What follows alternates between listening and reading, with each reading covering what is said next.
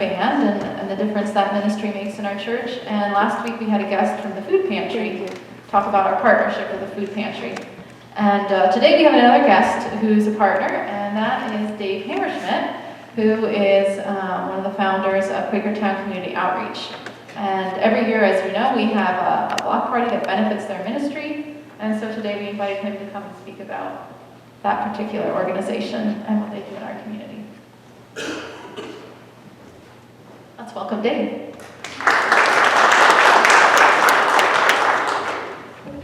Good morning. Thanks for having me. I mentioned to Pastor Kat, these situations are unique because I never see Pastor Kat sweat until she hands me a microphone. I had a chance to reflect, and Pastor Kat reached out to me a while ago about the block party and the partnership we have and the impact in the community. And I always knew it was a big deal, and I told you that it's a big deal.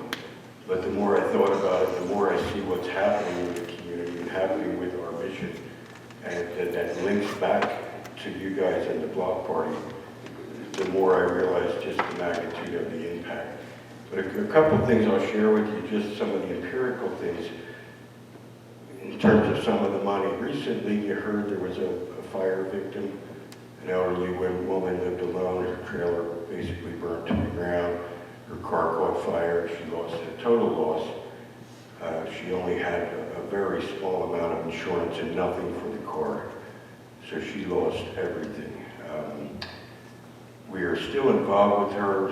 The group was able to make a contribution to her GoFundMe. She is living with her daughter. We're still assessing the needs, how to get her back in a vehicle, what's going to happen with housing. But as of now, we were able to just boost her a little bit with a $500 donation to her GoFundMe just to help her to get some clothes and some necessities, because she basically left with the clothes on her back that day. The school district and the Opportunity Council reached out to us about another family right here in Richland Town. Mom was on a fixed income with disability. Dad had been sick for several months and was not able to work. Did not have any coverage for that. They fell, their rent is about $1,500 a month. They were facing eviction, fell about $6,000 behind. We were able to work in cooperation with the school, the Opportunity Council, and the family themselves, who were able to save some money. We were able to contribute $1,500 to that cause and keep them from being homeless. The ministerium reached out to us about another family facing eviction, and this was a pretty big number too, and many groups from the community came together. They were still $300-400 short of being able to stave off eviction. We were able to contribute to that. We had a woman in the community on a fixed income disability. Her washing machine was the agitator was broken. They weren't able to fix it. It was tearing up all of her clothing and so forth and so on. And then we looked at this, and she simply didn't have the budget to get a new washing machine. Her clothes were being destroyed. And Sue was involved in that. And she was quite happy we were able to provide her with a new washing machine, keep her out of the laundromat, keep her clothes from being further destroyed. Had another man recently who got evicted. It was on the street, has a part-time job, but is on disability. He is on a fixed income. That's something that's in progress right now. We were able to provide him some housing for a week, and then another organization got involved. There's another week. This is a long-term situation where we're going to connect with the Opportunity Council and find a permanent solution. Yesterday, it kind of fell on our lap very abruptly. There was an elderly woman from Richland Town who had to move, and there was another organization who was supposed to be involved in getting her that help. And they had a truck there at 8 in the morning and nobody to help them. I hesitate to say elderly because that gets redefined as we age. She's probably only a few years older than me, so I'm going to have to find a different term. But we, Karen was able to reach out to the community, actually hire several people to make that move happen to get her from here to Lansdale. She had a truck and no way to get her belongings, and that was put together within a matter of minutes. We have another woman and her brother on a fixed income, both on disability, who were just recently and abruptly evicted. Sue is working on that. I keep mentioning names, but I want to, Karen Park and Sue Lewis, your own Karen Park has been significant. She's gotten involved with us in the past couple of months and has done a lot of things and is starting to get involved with hands-on helping people. Sue Lewis is with us, if Sue could raise a hand. She had a real busy week. We joked and I left her sleep in. We'd talk around 6:30 or 7 o'clock every morning about all the cases she was processing. This was a real busy week and she was coordinating that care. We have a grandmother with two grandchildren on a fixed income facing eviction. Was probably would have had to be out within a matter of days. We were able to contribute $505, I think, to that to keep her house. We're still seeking a long-term solution for her.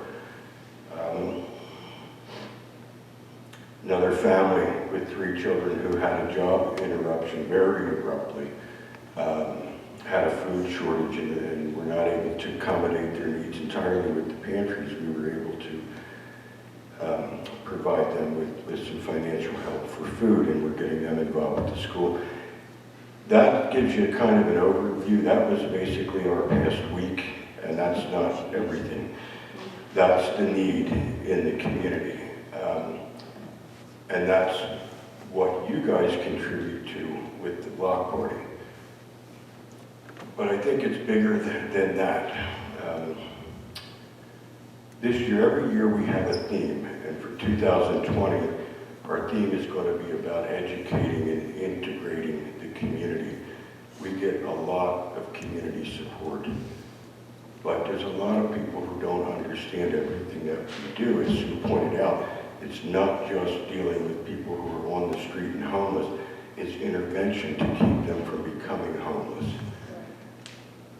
And then I think of sometimes the community dynamic, and I think it's in Pastor Cat could correct me here, I think it's John chapter 8, verse 7. Oh boy. Right?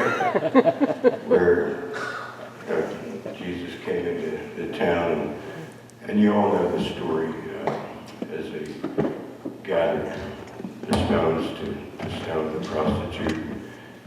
Jesus said, "Let he amongst you, or let the one amongst you who is without sin cast the first stone." Think about what that means to you for a minute. I have an advantage. I was able to think about it for a few minutes and what it means to me. It was that one moment in time and that one example that we can take through eternity several thousand years ago, and here we are today. What that means to me, what Jesus was saying to me, is that people are people.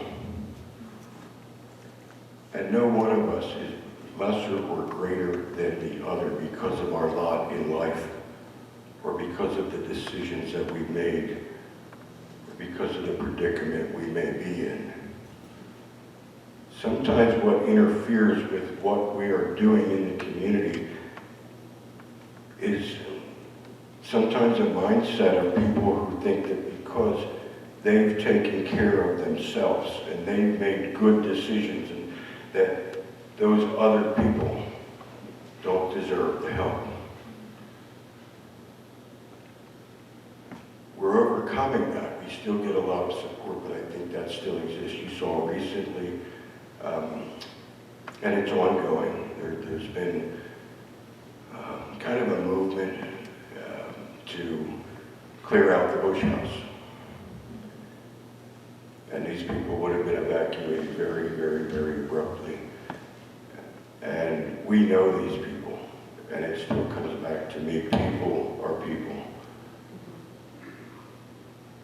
And just because of their situation or the decisions they've made doesn't mean they deserve any less than we do to have a place to live. Now that's where the block party comes into place. We have a couple of big events every year, and the block party is one of them, but one, as you know, is the bingo, and that's a nice event. It's a great social event. It's a good fundraiser. But the block party allows a targeted focus and exposure to the work that we do.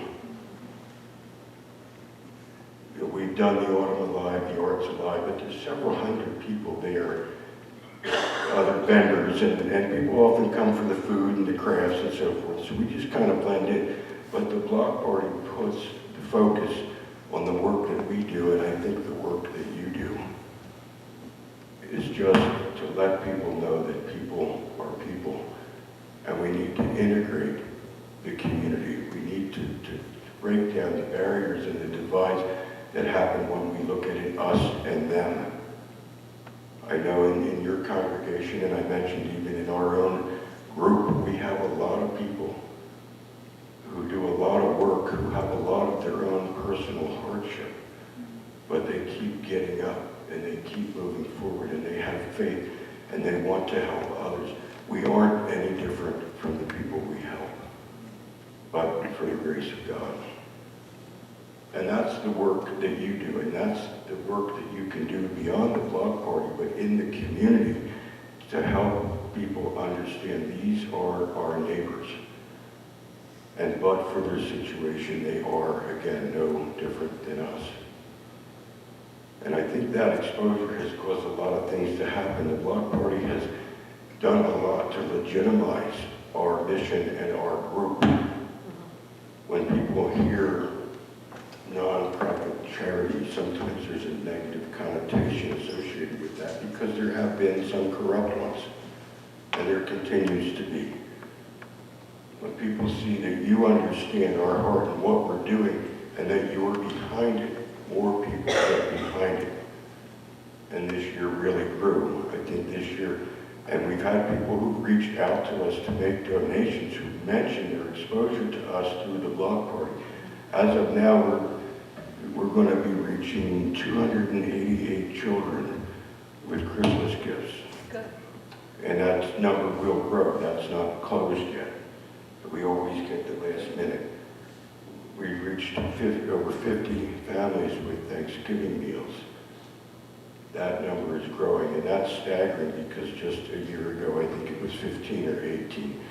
And again, to tie that in, and I think Charlie mentioned it to me this past summer, there were some people who weren't necessarily even aware that the block party was going on for a few years, but that awareness has gotten bigger. And there's people who say, we found you on Facebook after going to the block party. So we are moving in a direction of community integration, and I do think the block party, we only get about 250, 260 people at our bingo. I think we're seeing far more than that at the block party. And I think that's the vision moving forward in our cooperative venture with you guys, is promoting the community awareness, the education, breaking down the barriers, and helping us to understand that our neighbors are no different than us. You have a tremendous opportunity evangelically to show, to demonstrate. We can all talk, but you have an opportunity to demonstrate God's love to your neighbors. You've risen to that task up to this point, and I look forward to the growth of that in the future. Thanks for having me.